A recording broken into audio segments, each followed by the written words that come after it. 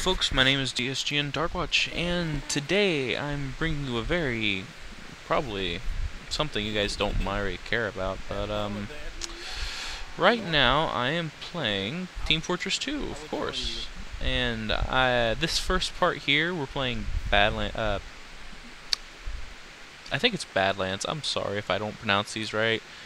The CP, and I'm playing on a server, of course I'm playing on a server, the Acme server. I'm sorry, bear with me, I'm a little out of it, but, no, I decided, you know what, I'm just gonna derp around. If I die, I switch classes, and I was lucky enough to kill that guy right there. Later on, after I stopped the recording, we played for a little bit more, and I just got owned, beaten down, murdered. I'm not the best player in the world, as you'll very clearly see, but, you know, it gets better over time. Of course, I was out of my element every time. So right now we're just being heavy, but the point I wanted to talk about today was the MannConomy. I know people have said this a lot, like, it's the MannConomy, dun, dun, dun. But, in all honesty, when I think the MannConomy, what I think is trading, and if anyone's ever played TF2, I'm not going to assume people who watch this video play TF2, but I would say that anyone who plays TF2 generally knows what I'm talking about when I talk about the MannConomy. Now, what is the MannConomy? Well, according to what it says, is items in the game have a value.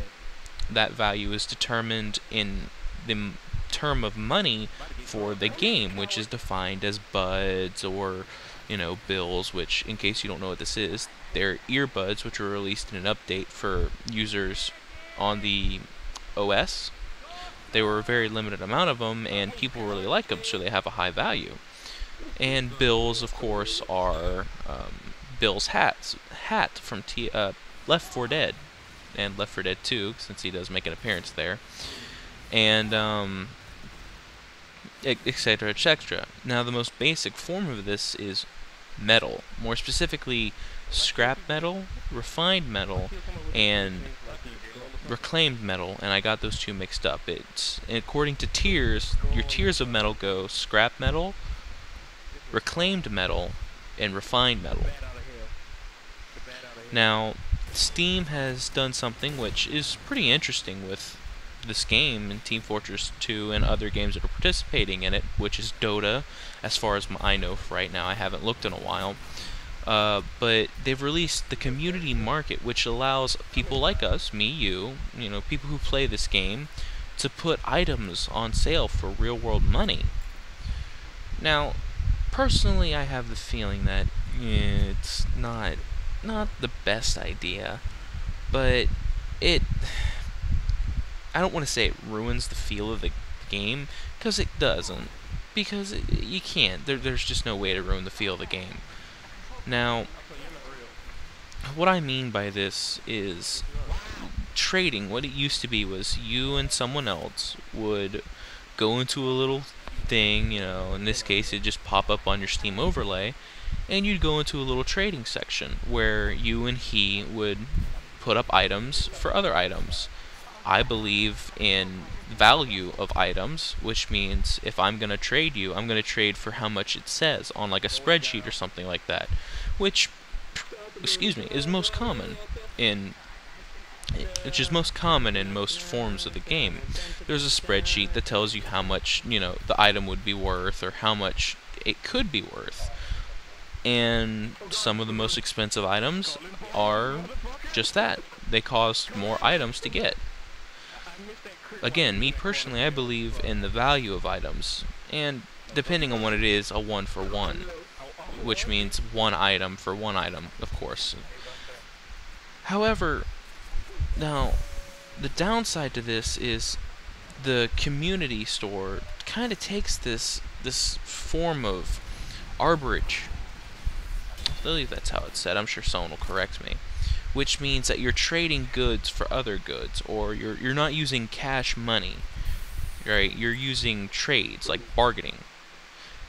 However, the MannConomy, which is what which is what was mostly this was trade an item for an item, not money for an item, unless you went to the Manco store. But then again, that's a Manco store. You're buying it from Valve.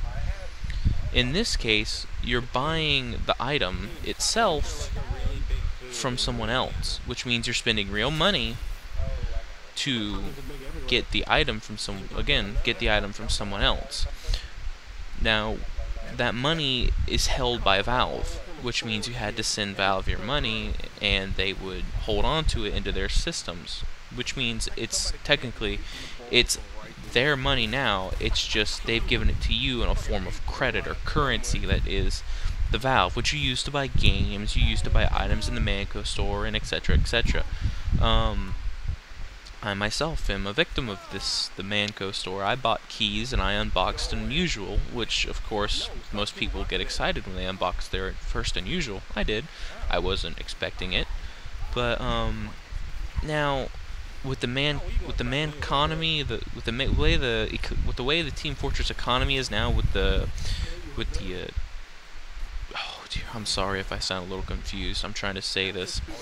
But the way it is now, the currency, or the user, I suppose you could call it a user-made, what could we say? A user-made market, community market, of course. That's what it's actually called, I'm sorry. The community market, or a user-made market, presents its own forms of problems, since there's no real way to put a price limit on it. There's no way they can actually say, this is the price limit, this is how much you're going to pay, this is how much it's worth, you can't go over this, but you can go under it. Now, the downside to this kind of thing is the price can be anywhere. It can be as much as they want or as little as they want. And again, I feel that this is a bad thing in the sense that, yeah, it's good, it's fine, but what happens when they overplay it? They're going to overprice it as much as they can. Most people do anyway. And it just makes this gap that the actual store can sell it cheaper, thus meaning it would be a whole lot easier just to buy the said item from the Manco store. You know, give Valve your money or your credits that you've already put into them. You're essentially already done. You've already given them your money. And technically when you buy it from them, they just remove the money or credit in your account to their endless voids, or they just remove it from your account, their endless voids. They put it in their bank. It's no longer your currency in their server. It's now theirs, no longer yours. Ha ha ha.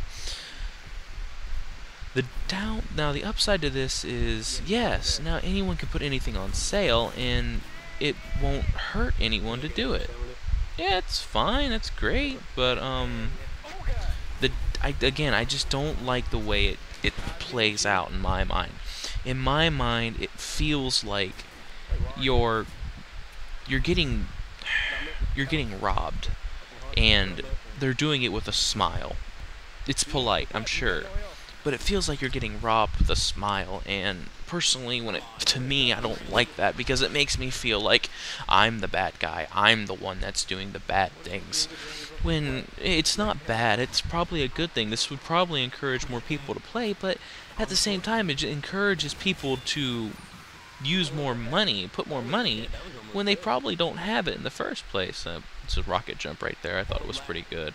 But again, I can't see it happening. I can't see it working. I mean, I'm sure it'd work in a system that, if Valve puts it the way they do, I'm sure it'll be perfectly fine. But I myself, I just can't see it. I can't see it happening. Now, I'm sure normal people will look at this video and be like, yeah, he's a freaking crazy psychopath. And years later, I'm sure it'll be perfectly fine. Or, for all I know, 6 months from now. But enough of me dealing with a Manco store. I just wanted to bring this out again. The server I'm on, might as well talk about this. Again, we're on CP Badlands, and I am just randomly picking a class when I die. Just whatever sort of deal, you know. I'm not really trying to be, I'm going all out. No, I'm just trying to relax and have a little fun, which I can do that. And unfortunately, they're all going after me because I know these guys, and I told them, hey, I'm going to be recording tonight, and they're like, okay, I'm going after you. And as you can tell why, most of them decide the moment they see me, oh, let's kill him. Yeah, I told them what class I was too. I wasn't going to hide it. I knew I was going to go down. So, figured might as well make a little joke out of it. Plus I had some Mountain Dew, so it was worth it. And I kept forgetting what class I'm on, or what team I'm on. As you can see, I've got no clear class indication on the corner there, so I just generally got confused. Excuse me. I generally got confused as to what class I was on, no matter what. But, that sort of thing happens from time to time. Put on my good hat there. Again, right here, I forgot what team I'm on, and I'm sure it tells me right up there in the top where it says that's blue and stuff. As you can see, the countdown timer is blue. Right here, I was away, so I was doing something, and I was AFK, so please forgive me for the fact of the lack of quality here. It was clearly not the best. Yeah, we lost here. We've got a while to go, as you can see by the video, so I think the worst thing that happened to me was, it was later on, but I got caught in a situation where there was no hope, because we went to, it was after this map. Yeah, here's another failed sticky jump. And I just tried to spam stickies over there. It wasn't working very well. I thought someone was chasing me right there. Little did I know. So I decided to peek out here, pop a few stickies down, and guess what? I forgot what team I was on again. I really need to change that to where I have a class, I think, identification here. I'm just glad that so far I haven't needed to update my HUD. Yeah, I'm probably going to go in and mess with it later. But, not right now. It is Browser HUD, and of course, I've said this before.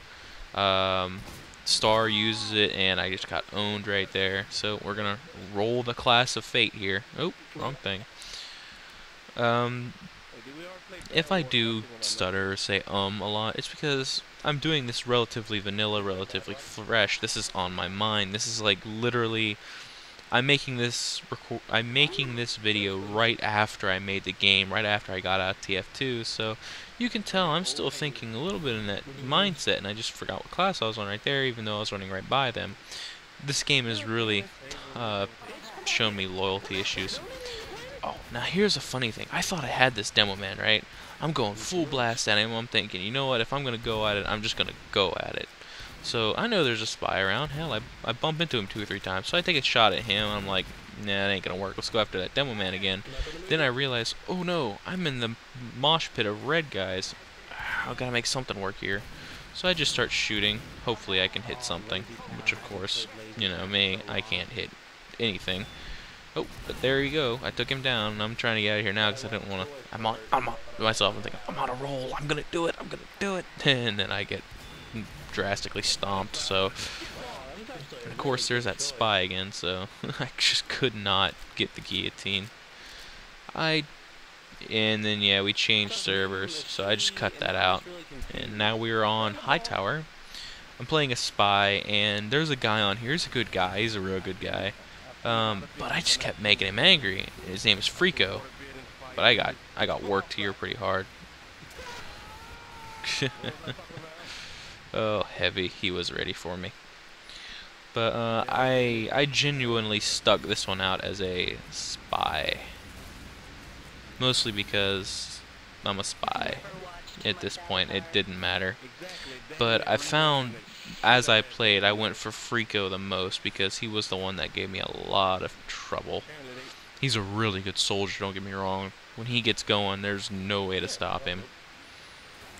Sounds like I'm promoting him. I'm not, I'm just saying, he's a good guy, he's a good soldier. But, get a few lucky backstabs here and there, and I can call myself, I'm the greatest spy. He turned on me. I was not expecting that. I was thinking, oh cool, I can just walk him down. Uh-oh. So I just pull out the lit ranger and shoot. Lucky me. Now, moving along here swiftly, I am using Yuritor Reward, the familiar Pheasant, Let Ranger, L'Etranger combination.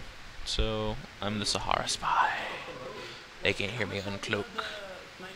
I swear to you not, this set does make the Dead Ringer actually, to me at least, it makes it feel like the Dead Ringer's charge is longer with this set on.